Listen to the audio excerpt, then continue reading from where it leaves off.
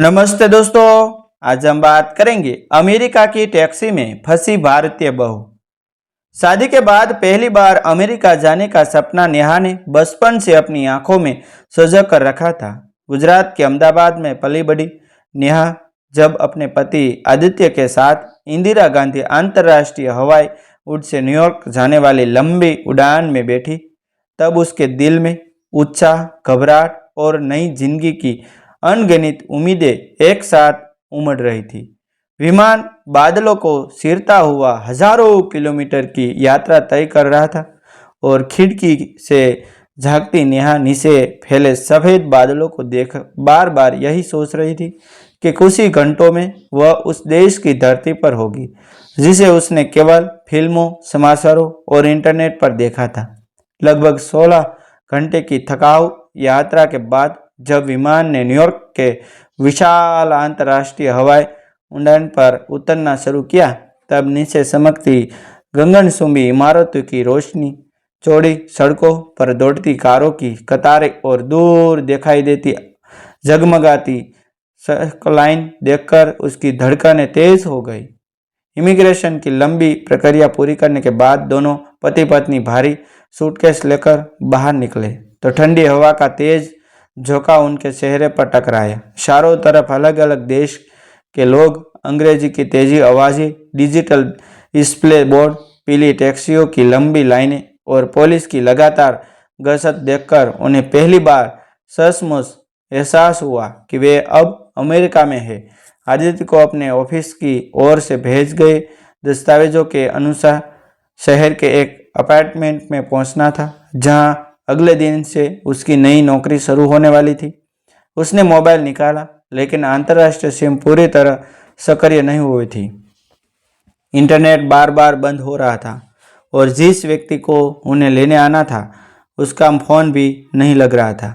काफ़ी देर इंतजार करने के बाद उन्होंने सोचा कि टैक्सी लेकर सीधे अपने पते पर चला जाए। तभी एक टैक्सी चालक मुस्कुराते हुए उनके पास आया और टूटी फूटी अंग्रेजी में बोला कि वह उन्हें कम किराए में उनके गंतव्य तक पहुंचा देगा।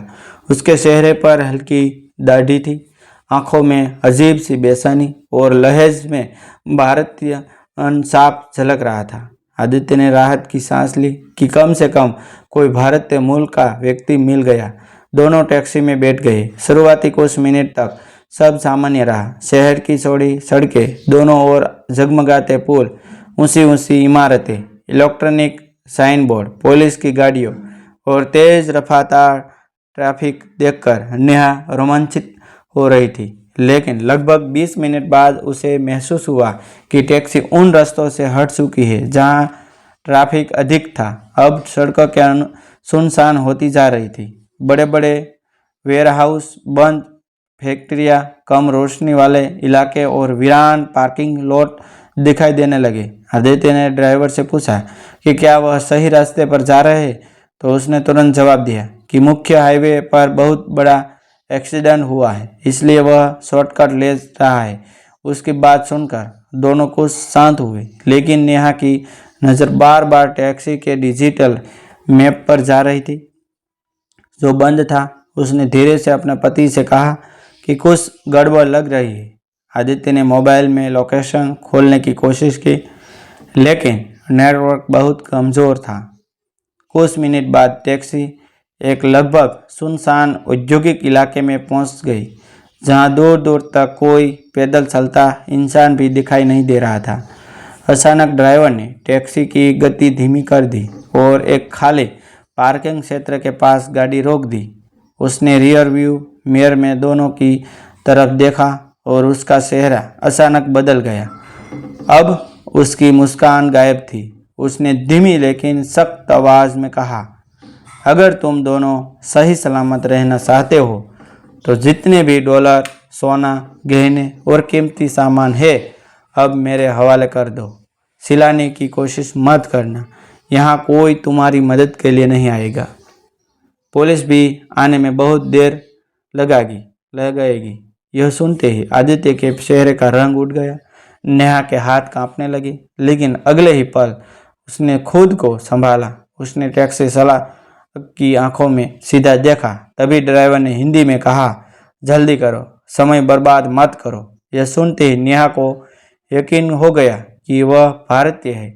उसने शांत लेकिन बेहद आत्मविश्वास भरी आवाज में पूछा, तुम भारत के किस राज्य से हो? ड्राइवर कुछ क्षण के लिए सौंक गया। उसने झुकझुलाकर कहा, तुम्हें उससे क्या मतलब?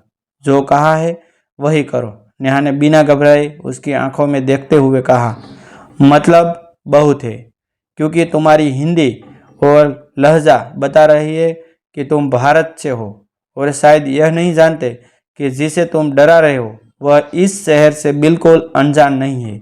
इतना सुनते ही ड्राइवर की वहें सिकुड़ हो गई। उसने शक भरी नज़रों से नेहा को देखा, जबकि आदित्य भी हैरान था, क्योंकि उसने भी नेहा को कभी अमेरिका में रहने की बात करते नहीं सुना था।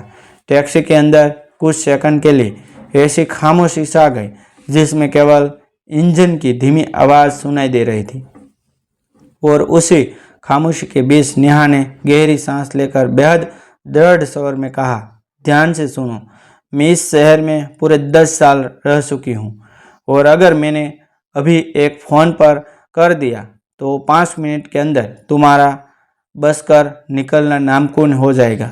नेहा के इतना कहते ही टैक्सी चालक के चेहरे का रंग पल भर में बदल गया। अभी कुछ क्षण पहले तक जो आदमी खुद को हालत का मालिक समझ रहा था, उसकी आंखों में अब बेचैनी साफ दिखाई देने लगी। उसने शक भरी आवाज में पूछा, 10 साल अमेरिका में? नेहा ने बिना एक पल गवाए दृढ़ स्वर में जवाब दिया, हाँ, पूरे 10 साल। शादी के बाद मैं पहली बार वापस आई हूँ, लेकिन इस शहर की हर बड़ी सड़क, हर हाईवे और कई इलाके आज भी मुझे याद है। तुमने सोचा कि हम नहीं हैं, डरे हुए हैं और तुम्हारी बातों में आ जाएंगे, लेकिन तुम्हारी सबसे बड़ी गलती यही रही कि तुमने मुझे पहचानने की कोशिश ही नहीं की। नेहा का आत्मविश्वास इतना स्वाभाविक था कि आदित्य भी कुछ पल के लिए उसकी ओर देखने लगा। ड्राइवर के माथे पर पसीने की बूंदें उभर आई। उसने तुरंत दरवाजों का लॉक खोल दिया और धीमी आवाज में बोला, मैडम, आप पुलिस को मत बुलाइए। नेहा ने अपना मोबाइल हाथ में लेते हुए कहा, मेरे पास यहाँ के ऐसे लोगों के नंबर आज भी सुरक्षित है जो एक कॉल पर पुलिस तक बात पहुँचा सकते हैं।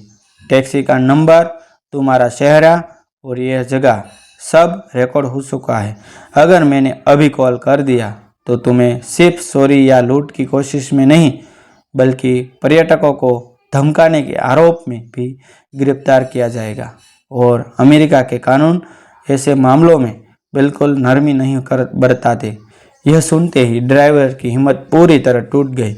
उसने दोनों हाथ जोड़ दिए और कांपती आवाज़ में बोला, मैडम, मुझे बहुत बड़ी गलती हो गई। मैं भारत से हूँ।